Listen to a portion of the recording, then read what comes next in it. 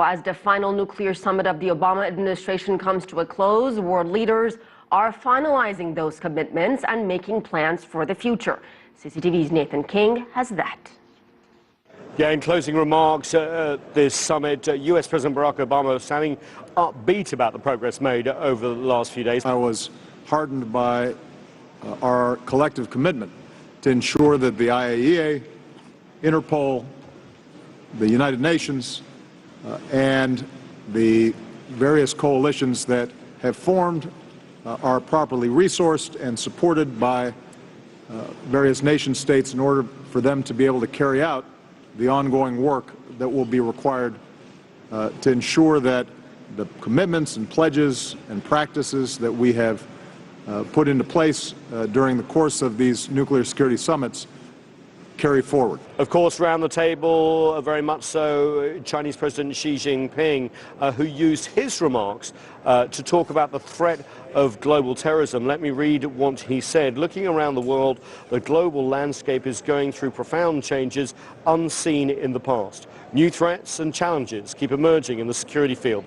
The root causes of terrorism are far from being removed. Nuclear terrorism remains a grave threat to international security. Also, President Xi Jinping from China announced 5 pledges that the country will sign on to going forward. Let me read them to you.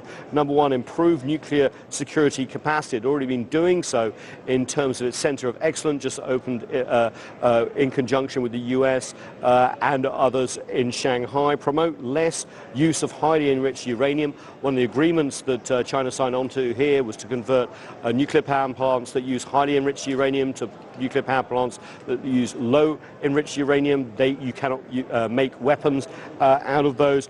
Strengthen security of radioactive sources. Of course, as we know, things like uranium are mined, so that's going to be important. Launch initiative for nuclear terrorism response. That's rapid reaction forces able to respond to a nuclear act of terrorism, be clean up and securing populations. And lastly, share nuclear security system with other countries. Now, this is very important for China because it is becoming a civilian nuclear power in its own right, but also as an exporter as well. There are plans for about 30 nuclear power plants in Central Asia along the New Silk Road. And of course, those security systems that are invented in China will be exported along with those as well. So a really interesting summit in terms of people coming together, normally suspicious nuclear powers, all agreeing on the fact that obviously nuclear terrorism would be a bad thing globally, and an attack anywhere is an attack on everyone. And also we saw unanimity on other issues here as well.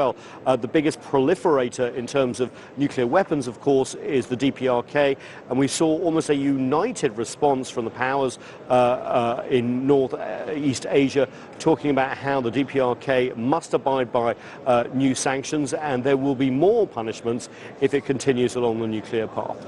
Nathan King, CCTV, at the Nuclear Security Summit in Washington.